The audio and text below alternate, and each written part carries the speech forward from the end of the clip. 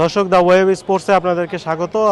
আপনারা জানেন যে খুবই কঠিন একটা সময় চলছে বাংলাদেশ প্রিমিয়ার লিগের বিপিএলে, যেটা আজকের দিনে ঢাকা পর্বের প্রথম ম্যাচ হওয়ার কথা ছিল সেটা হয়নি।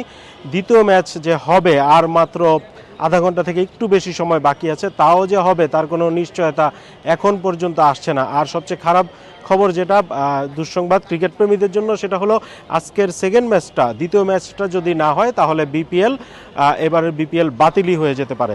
এখন পর্যন্ত এটা একটা খবর এসেছে, যদিও বিসিবি থেকে এটা কোনো নির্দিষ্টভাবে জানানো হয়নি প্রেস কনফারেন্স বা প্রেস বিজ্ঞপ্তির মাধ্যমে। তবে এখন পর্যন্ত নিয়ম হলো একটা ম্যাচের 1.5 ঘন্টা আগে দুই দলকেই, সকল ক্রিকেটার, সকল ম্যাচ সংশ্লিষ্ট যারা থাকেন তাদেরকে মাঠে উপস্থিত থাকতে হয়। কিন্তু আর মাত্র সম্ভবত এই মুহূর্তে 44 থেকে 45 মিনিট বাকি, সন্ধ্যা 6টায় যদি ম্যাচ শুরু হওয়ার কথা থাকে রাজশাহী এবং সিলেটের।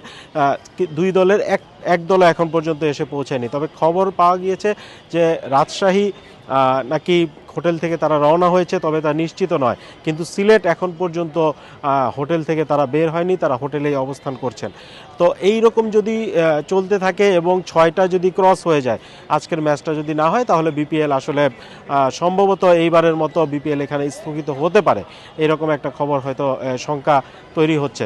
এখন যেই বিষয়টা নিয়ে এটা তো সামনে এসেছে, সেটা হলো বিসিবির একজন পরিচালক, যিনি ফিনান্স কমিটির চেয়ারম্যান এম নাজমুল ইসলাম, তার কিছু মন্তব্যের কারণে ক্রিকেটাররা, কোয়াবে যারা সদস্য হিসেবে আছেন, তারা এক প্রকার ক্ষুব্ধ হয়ে বিপিএল বয়কটের সিদ্ধান্ত নিয়েছিলেন।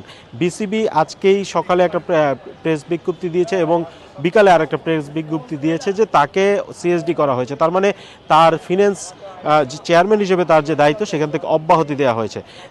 এইটা জানানোর পরও আসলে ক্রিকেটাররা নতুন কি সিদ্ধান্ত জানান, সেটা প্রেস বিজ্ঞপ্তি দেওয়ার মোটামুটি 1 ঘন্টা আগে প্রেস বিজ্ঞপ্তি দেওয়া হয়েছে এবং সেটা কোয়াবের যে সদস্যরা আছেন তাদের কাছে জানিয়ে বিসিবি চিঠি চেয়েছে যে তোমাদের বক্তব্যটা এখন কি।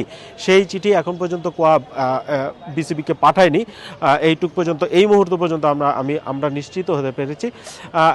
এখন পর্যন্ত এই একটা অবস্থা আছে, বিপিএল হবে কি হবে না সেই সংশয় এখনো পুরোপুরি কাটেনি। যদি দুই দল চলে আসে, তাহলে আসলে এত দ্রুত সময়ে, আর মাত্র অল্প কিছু সময় বাকি সময়ে টস হওয়া, তারপরে প্রস্তুতি হওয়া, মাঠে নামা, এই সমস্ত কিছু কিভাবে হবে সেটা সময় হয়তো বলে দিবে। তার আগে যেই বিষয়টা মিরপুরে হয়েছে, দর্শক যারা সকাল থেকেই আজকের ম্যাচ দেখার জন্য এসেছিলেন, এমনকি এখনও আসছেন অনেকে টিকিট কেটে আসার, তাদের যে প্রথম ম্যাচ দেখতে পারেননি তার ক্ষোভ প্রকাশ করে তারা বাইরে যে প্লাকার্ডগুলো ছিল সেই জিনিসগুলো ভাঙচুর করেছেন। তারপরে এখানে পুলিশ এবং বিজিবি এবং আর্মি মোতায়েন করা হয়েছে নিরাপত্তা যাতে সব ঠিকঠাক থাকে।